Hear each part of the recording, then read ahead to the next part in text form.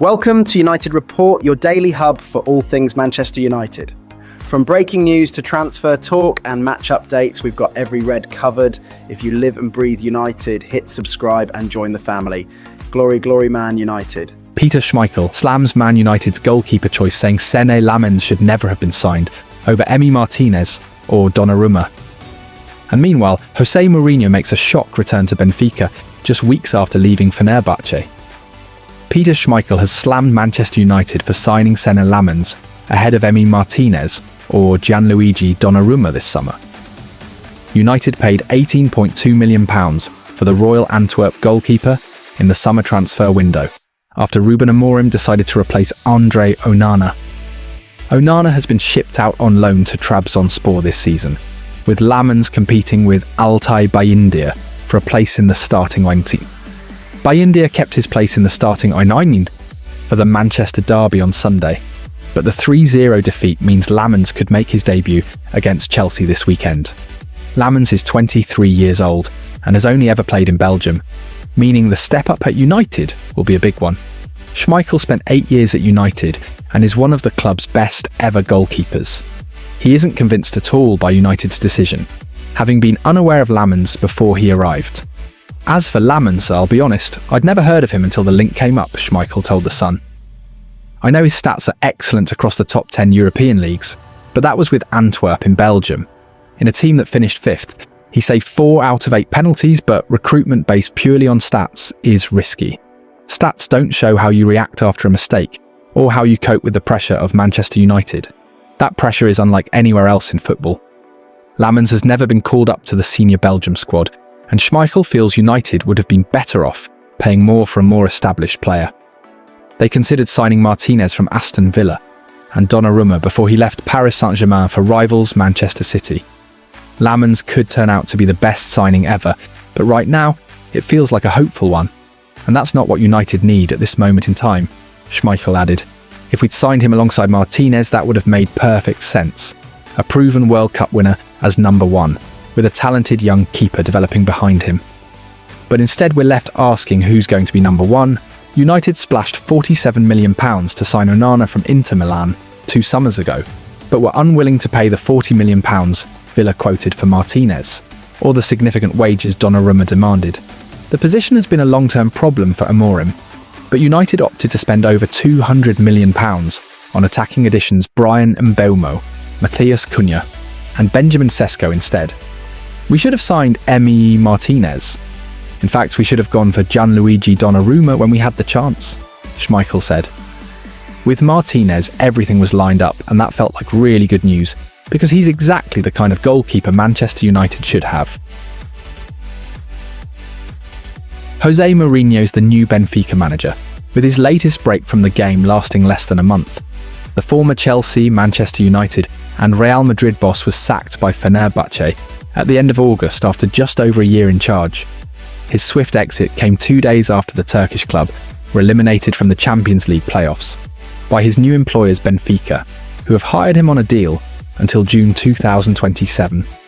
Mourinho's side were beaten by former Premier League manager Bruno Lage, but he was also dismissed this week following a mixed start to the new season. The Special One started his managerial career with Benfica in 2000, but lasted less than a season after falling out with the club's president. Now 62, Mourinho returns to Benfica and is expected to take his first training session on Thursday. Speaking before his appointment was made official, Mourinho revealed he had no hesitation in going back to his former club. He said, "What I can confirm is that, before I caught the plane, Benfica asked me if I was interested in coaching them. I said yes. I said I was abroad, and that when I returned to Portugal I would have all the interest in talking with them. My nature is wanting to coach. I told myself that I wanted to balance myself emotionally. I didn't want to say yes to the wrong club, just because I am a workaholic. When asked if I wanted to coach Benfica, I did not think twice. It interests me." Manchester United manager Ruben Amorim's name had also come up in the wake of Lager's sacking, with his future at Old Trafford uncertain. The former Sporting manager has endured a dismal first year in England and has picked up just 1 win from United's opening 4 Premier League games. The United hierarchy insists they are continuing to back the manager, although another meeting's planned in 3 games' time during the next international break. Capitalising on the speculation, Norochna Lopez, who is hoping to become Benfica's president, was asked about the possibility of landing the Red Devils' boss. He said Ruben Amorim, "He's a great coach, he has a contract with Manchester United. I won't comment on that. Of course I like him. He's a great coach and a Benfica fan. I don't have a contract for Ruben to sign." Mourinho's return to Benfica also ends speculation over a move back to the English top flight. He has already had 2 spells with Chelsea, winning the Premier League 3 times, as well as managing Manchester United and Tottenham. He had previously suggested he would be open to the idea of taking over a club not featuring in European competition after several rows with UEFA. "I think the best thing I have to do is, when I leave Fenerbahce, I go to a club that does not play UEFA competitions," Mourinho said. "If any club in England from the bottom of the table needs a coach in 2 years, I'm ready to go." Liverpool under Arne Slot look unstoppable, 4 wins from 4, top of the table, and already favourites for the Premier League crown. But it's not just about the present, the Reds are eyeing some huge January signings, with Carlos Baleba and Michael Olise. Liverpool have had a near-flawless start to the season under Arne Slot. The Reds are already looking like the favourites to reclaim the Premier League title. Slot's team is currently leading the table after securing victories in all of their first 4 matches of the season. Mohamed Salah's last-minute penalty helped them edge past Burnley in their most recent match. Even though the current season is still in its infancy and the transfer window has long since closed, Liverpool might already be planning for January. It seems that the Reds already have a number of targets lined up for the winter window. Carlos Baleba and Michael Olise have both been linked with potential moves to Anfield in recent days. With that in mind, let's take a look at some of the standout rumours around Anfield. Liverpool are preparing to make a bid for Brighton star and Manchester United target Carlos Baleba. The midfielder was a major interest for the Red Devils during the summer window. However, United backed off from a deal after discovering his hefty price tag. It now seems that Liverpool are among the contenders for his signature. According to IndieKeiler, Liverpool are making serious moves for Baleba in the January window, making it a potential deal to watch out for. Brighton manager Fabian Herzler recently opened up about the future of young talent Baleba, acknowledging the challenges he faces. He said, "I think it's normal for a young player when the media creates the noise around him. It's not easy for this player to handle it. Therefore, we need to give him the time and support so he comes back to his best performance. But he's a young player, and I think that's something we have to accept, that young players don't always have the face we want to see. It's our responsibility to help them in the right moments. I think everyone gets affected, especially when you are that young, and you hear these kinds of things, no matter if they are wrong or right. But it's just noise we don't need."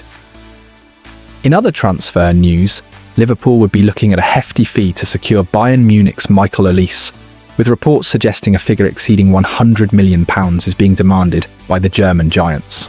Football Insider claims the Reds are among several clubs eyeing the Frenchman as a potential heir to Mohamed Salah's throne at Anfield. However, prizing him away from Bayern won't come cheap, as he is valued well over £100 million and still has nearly 4 years remaining on his contract. Adebayo Akinfenwa hopes Alejandro Garnacho is just average with Chelsea this season. The Argentine struggled to find his footing with Manchester United last term before being deemed surplus to requirements by Ruben Amorim. As a result, he found himself joining Chelsea in a £40 million move this summer, with hopes of finding his stride in the English capital under Enzo Maresca. However, former Northampton, Wimbledon and Wycombe striker Akinfenwa, who is a long-time Liverpool fan, hopes he doesn't tear it up with his new club. "I don't want to wish bad on him, but I hope he's just average. And the Liverpool players, I want to tear up everything." Akinfenwa also highlighted why he believes Garnacho struggled to make a mark with United before moving on to Chelsea, citing how the pressure of playing for one of the world's biggest clubs may have been too much for the 21-year-old. He added, "The one thing I'd say is I can empathise, but I don't know the level of scrutiny at these top clubs. I know the levels of the clubs I was at, and sometimes you're like, right.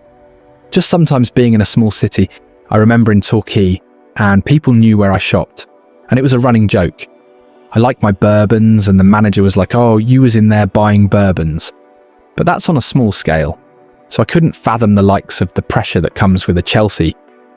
With a Man United, I think environments play a massive part, and with different managers coming in, with the level of scrutiny, I think it's a lot of pressure. And some players can deal with it, some players can't. We've all seen it. I think Anthony left Man United, went to Betis and hit the ground running. Some people may turn around and say, no, these footballers need everything to be perfect. Which again, I won't argue that point. But things need to go in your favour. That's on a day-to-day, especially being young, and having the weight and the pressure of the likes of Man United on his, and you need a consistent base.